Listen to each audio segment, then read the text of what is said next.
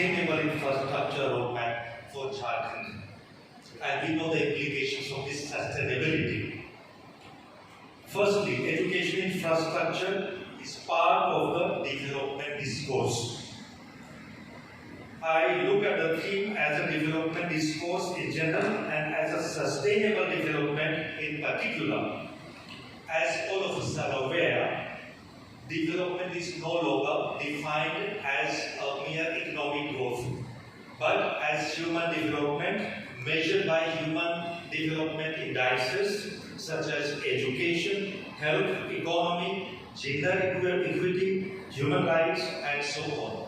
I would like to therefore emphasize education is central to all the sectors, whether you talk about industries, IT, mining, or any other sectors. Education becomes central to all the other sectors. Without education, you can't even think in terms of skilled labor. Now, true education too is understood in a holistic sense. That is, development of the person is in his or her entirety, mind, body, and soul. And cura personalis, that's a Latin expression for care of the person, cura personalis, on the one hand, and the environment of his education, that is infrastructure, socio-cultural, economic, political milieu, on the other hand. Next, education infrastructure in the context of National Education Policy 2020. I would like to look at the whole discourse on education infrastructure development within the perspective of NEP 2020. Someone said, if we do not know from where we are coming, how can we know where we have to go? In this context, it's good to remind ourselves of the National Education Policy, which was framed in 1986, which was later on modified in 1992, and now we have the NEP 2020, which focuses on accountability, access, affordability, equity, and quality. It also has the motto of educate, encourage, enlighten. It also focuses on the 21st century skills.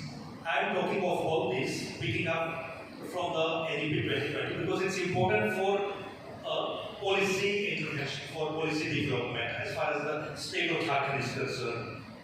And the three pillars of NEP are research, innovation, and quality.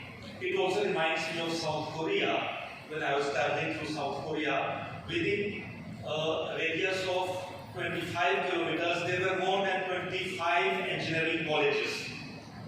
So therefore, when we talk of education infrastructure, we are not talking only of primary to university level education in the simple sense of the term, but we are talking of engineering, we are talking of IT, we are talking of various other hubs that we can think of.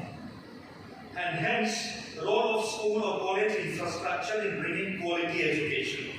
As all of us remember what Nelson Mandela said, education is the most powerful weapon which you can use to change the world. It's about transformation. It's about bringing equality in the lives of the people.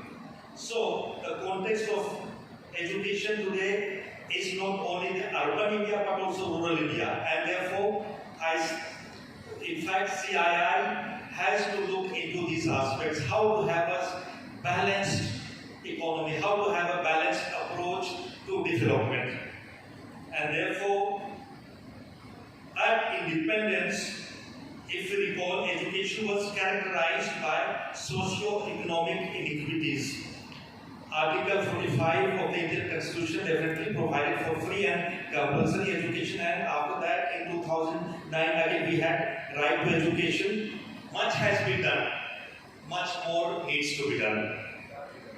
One more point I would like to make here is where we lack and why. This CII has to address, and therefore let's have a brief reflection on what we lack and why. There are numerous issues which lead to the problematics in education, such as availability of resources and poor infrastructure, poor awareness due to socio-cultural religious issues, density of primary schools, availability of teaching staff, teachers not qualified or